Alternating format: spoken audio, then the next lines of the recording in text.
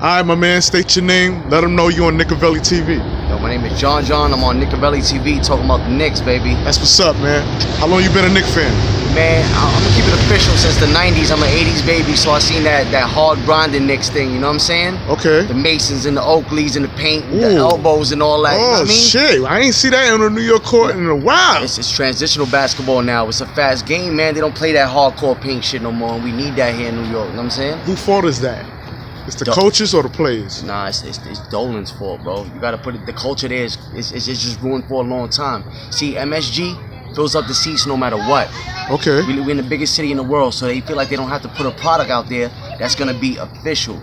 Could you imagine the multitude? If it was official, it would be super great, super great. You know what I mean? Bringing a KD or Kyrie or, you know what I'm saying? Something to push into the playoffs. It would get crazy in New York, bro. Look how Brooklyn doing it. But they are little brothers, man. No, I mean, it's a fact. Okay. But we can't. Come on, man. You saying show a little bit of love to the Nets? All love to the Knicks.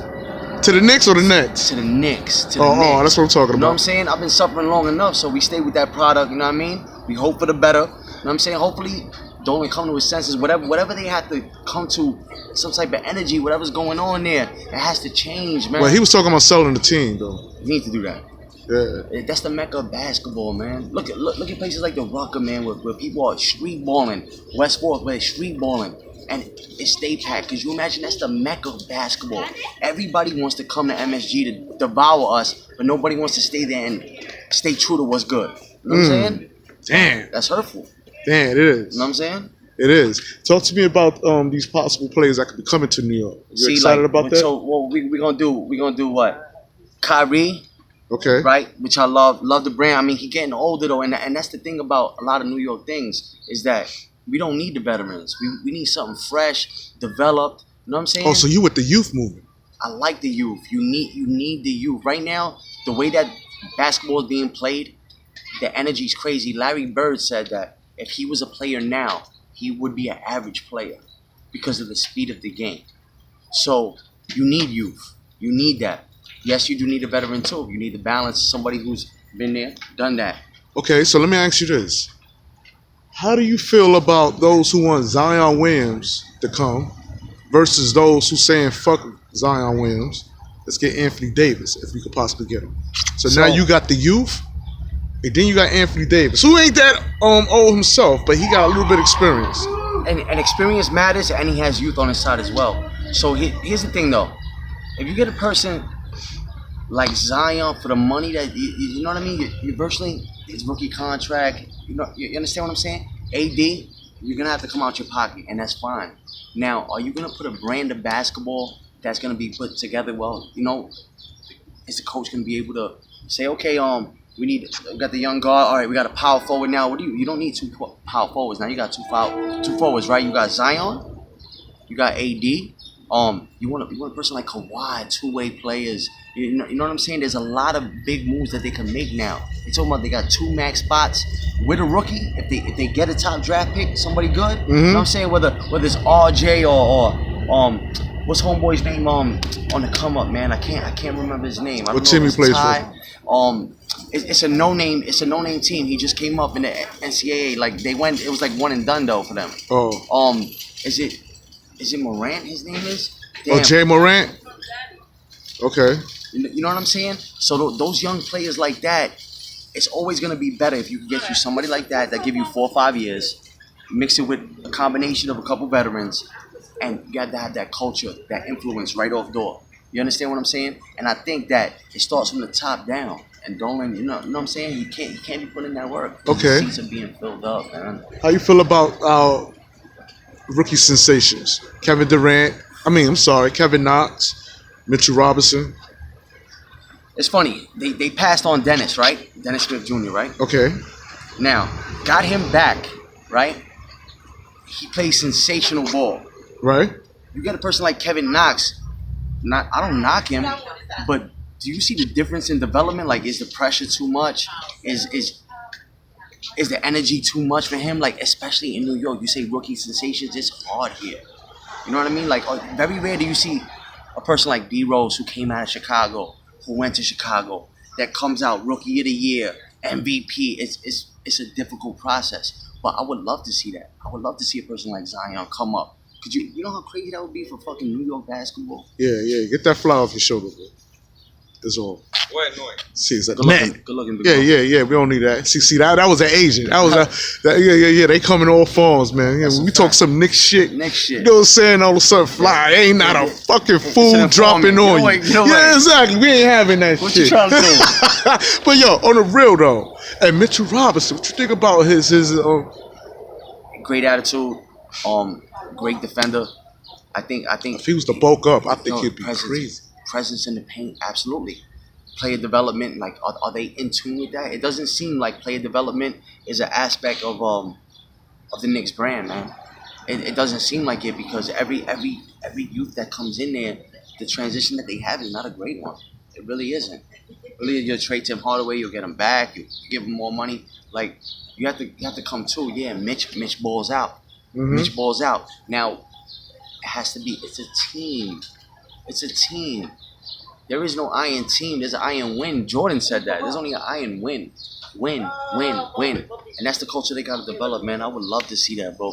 Now, speaking of Jordan, he was my favorite player. I just couldn't express that because he wasn't on the team. Sorry. Me too. All right. If Michael Jordan was a Knickerbocker, same team players, just a different jersey, do you think he would have had the same outcome? Because we talking about pressure in a Mecca. See, I think what I'm boiled down saying, what I'm trying to say, is that do you think players play better when they're playing against us, absolutely, versus if they was playing absolutely. for us? That's why the Kobe's and even and I have to throw Reggie out there, Reggie Miller, the Michael Jordans. When you come to a place, an arena that's filled with people who love basketball on the biggest city in the earth, they come to dominate. They don't come to play around. They feed off the media. They feed off that energy. And I'll drop 80. Okay, there you go. Simple. Michael Jordan, not a problem. Clutch shot. They feed off that. I think that for a player day in and day out, it's a lot different. It's a lot different because here in New York, you'll drop 85. You might have a triple-double with 80, 20, and 20. The next day, you might shoot 30%, maybe below 30%, below average, and we're like, You know what I mean? You're only as good as your last shot, and that's the difference between New York, those big cities. A lot of people take chances. They don't want to take chances. Pardon me. In LA, in places like Dallas and stuff like that, it's hard. That's hard to live up to. Right. I imagine this is the center of it all. Could it be that Madison Square Garden is going to make money regardless of the Knicks record? That's a fact. Could that be the curse of New York? That is a landmark, and you got other teams that's praising. Everybody in the NBA praises Madison Square Garden more than they do the Knicks. They praises the landmark, the corporation itself. They call it the Mecca of basketball, bro. Absolutely. The Mecca. I mean, like, so you take that and you compare that to religion, and you say the Mecca of basketball. This is where everything. Yeah, but we need the players. Could you imagine the vibe right now if New York was playing for that thing? You understand? We haven't been there since what? Patrick Ewing? Come on, man. Yeah. Look what they did with Ewing. It goes to show you. Look what they did with Oakley. Look, it goes to show you. Yeah, like we want you to put everything into us, but we're not. We'll give you a quarter of what you put into us. You know what I'm saying? All right. So let me ask you this, my brother. What you think about Carmelo Anthony could possibly come back to New York City? No. Now you're not anticipating that? It's over. It's over. You can tell when a person's the love for the game has changed.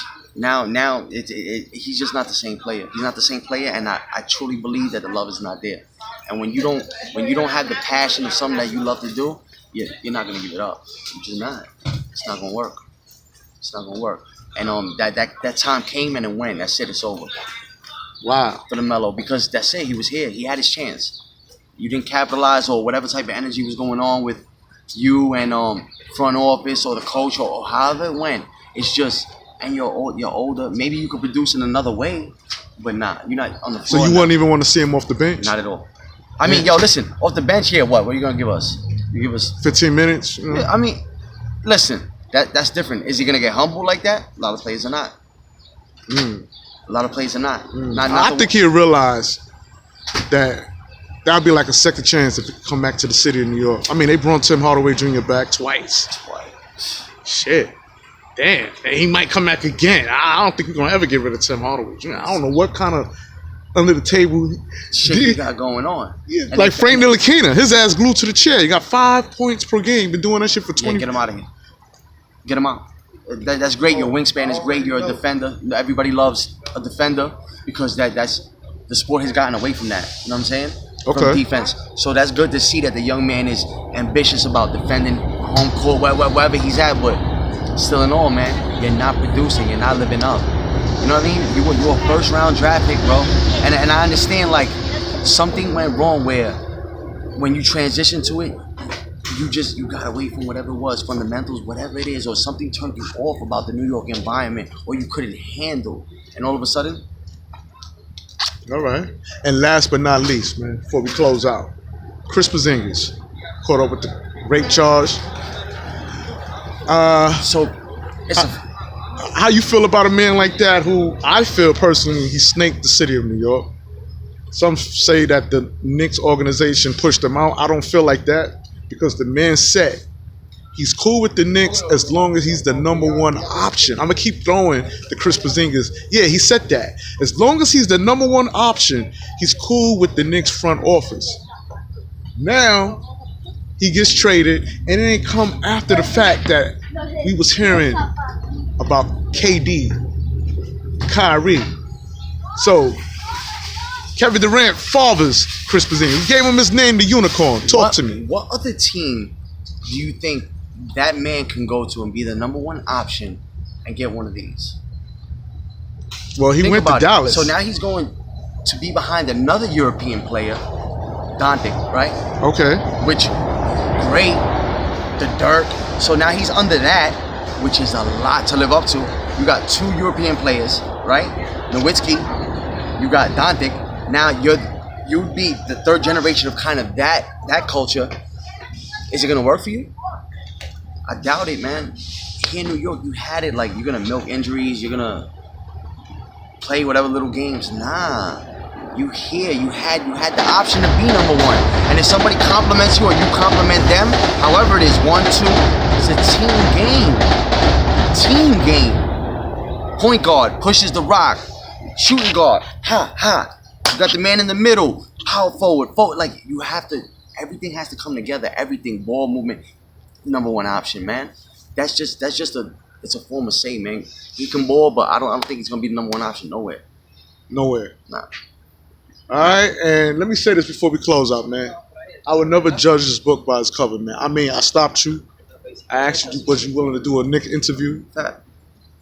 I am blown away, man. This is like one of my best interviews that I ever had, man. Official, Your bro. knowledge on the game is impeccable, man. And I'm grateful to have you on my show, man. Yo, I'm grateful to have you. I'm grateful for the opportunity. You know what I'm saying? We talking ball, man. Yeah, You know what man. I'm saying? And with that said, man, to all my viewers out there, y'all know what it is. It's a bell ringer right here.